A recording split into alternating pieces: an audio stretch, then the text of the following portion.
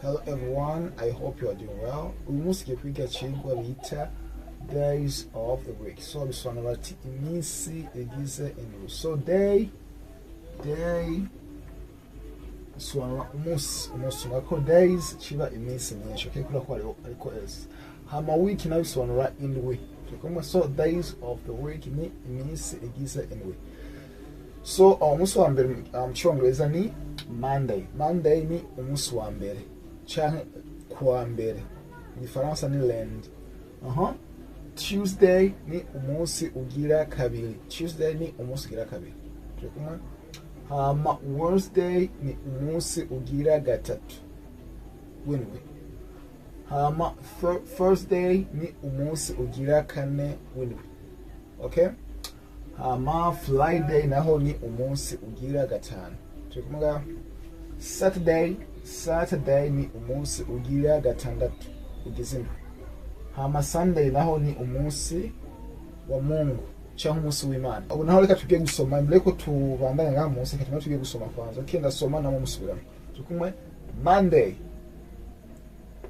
Tuesday, Wednesday, Thursday, Friday, Saturday, Sunday. Oh, bravo. So I would want to get use on with day. So dukoresha on kuminsi. So tukenda kuvuga iminsi mu cyongereza ijana na preposition on. So they go together with preposition on, okay? Haka rero baduhenga ati I work on Monday. Ati nkora ku munsi wa mbere. I work on Monday. You see? On here. Okay? So I rest on Sunday. Nduhuka. To rest is kuruhuka. I rest on Sunday. Si kumunsi wa Mungu ndaruhuka. Okay, so now let's have a short speaking practice. Unaho reka tugire imenyerezo muto.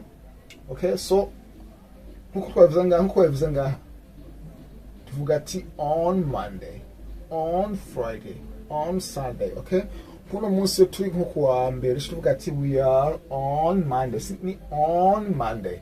So akajambo on ugashira imbere ngo on Monday. Okay, namba kwa kabiri ni on Tuesday. Namba turi kuvuga ati we are on Wednesday. Namba turi kuwa kane tuvuga ati we are on Thursday. Namba turi kuwa gatanu tuvuga ati we are on Friday. Kuwa gatandatu naho tuvuga ati we are on Saturday. Turi ku munsi w'Imana tuvuga ati we are on Sunday. Okay, ni sose ni on Monday, on Tuesday, on Wednesday, on Thursday, on Friday, on Saturday, on Sunday. Okay, so unareka turabe ikibazo umuntu ashobora kubaza mu kirundi ashobora kuvuga ati mbe uwo munsi wa kangahe. Okay, so nivyo bibazo biri mu turabire hamwe ngahamuso. Okay, so bwa mbere ikibazo cyambere ni what day is today. So umunsi wa kangahe. What day is today. Umunsi wa kangahe. Tuvuga ati ariko tuvuga ati it is Monday. Tukwambe ariko akaba tuvuga ati it is Tuesday. Ubugira kabiri cyo bita on which day are we. Okay, on which day are we. Turi ku munsi wa kangahe. Cyo wisho ati we are on Monday. So ikintu gikurusha kumenya ubwa mbere ni kumenya gusoma. Igira kabiri ni kumenya ko on miss mu cyongereza kenshi ijana preposition on. So ntagire umuntu azokoresha in. Vraiment nikosa koresha in ku minsi na makosa. Okay, in ikora ku mezi mugabo on ikora ku minsi. So on Monday, on Tuesday, on Wednesday, on Thursday, on Friday, on Saturday, and on Sunday, right? So nizera kuchibota gitahulise. So see you in the next one.